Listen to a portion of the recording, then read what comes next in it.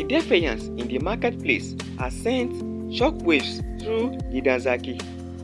For the first time in living memory, the women in the village had stood up to the elders, refusing to back down in the face of intimidation. The elders, humiliated and enraged, were more determined than ever to crush the rebellion before it could spread any further. Amina knew that their victory in the marketplace was only the beginning. The elders would not take this challenge lightly, and their response would be swift and brutal.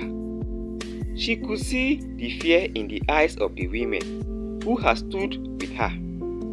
But she also saw something else, a spark of hope, a flicker of courage that had been ignited by their defiance.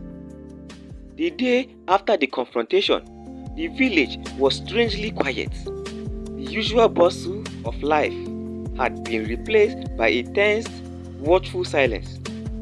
Everyone knew that the elders were planning their next move, and the sense of impending danger hung heavy in the air.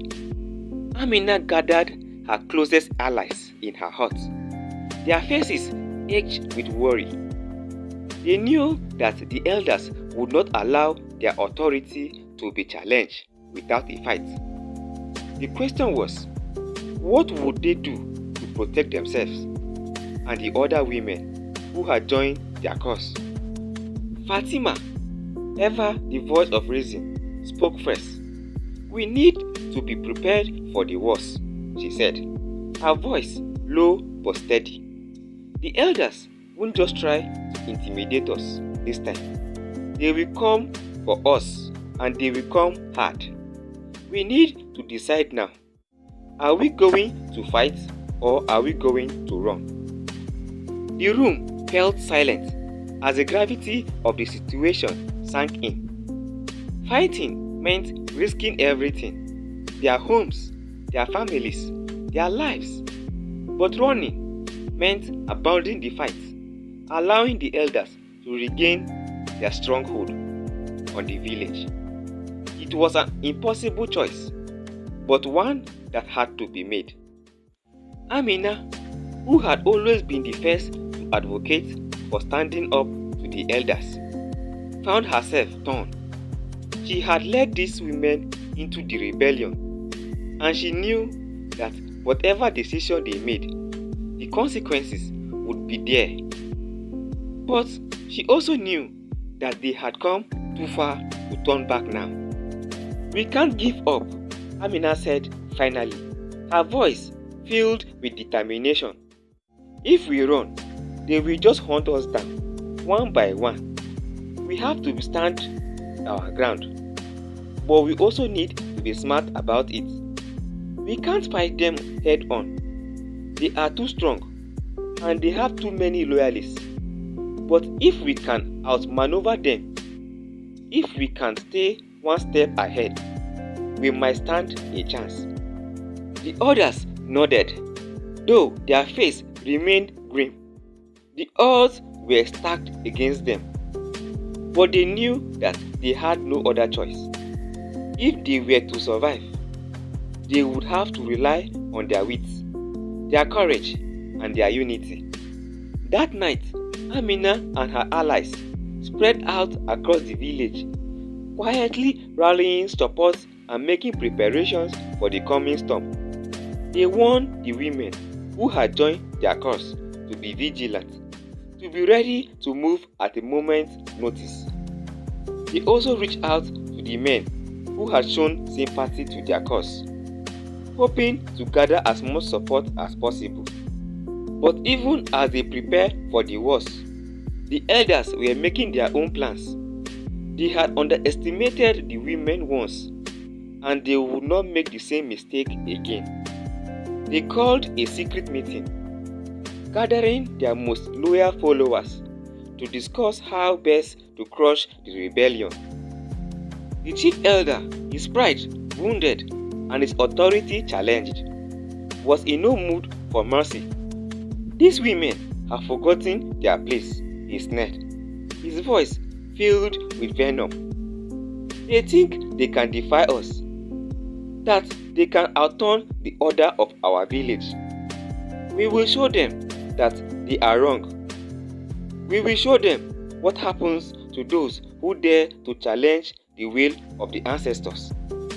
The plan they devised was brutal in its simplicity. At dawn, they will send a group of their most loyal and ruthless followers to round up Amina and her closest allies. They would be dragged into the center of the village and made an example of. The elders believed that once the leaders of the rebellion were eliminated, the rest of the women would fall back in line. But as the elders plotted, Amina's instinct told her that something was coming. She could feel the tension in the air, the sense of impending danger that had been building ever since the confrontation in the marketplace. She knew that they couldn't wait for the elders to make their move. They had to strike first. As dawn approached, Amina and her allies made their final preparations. They had no weapons, no means of defending themselves against the force that was about to descend upon them. But they had something else, a plan, and the determination to see it through. When the elders' loyalists arrived at Amina's hut at first light, they found it empty.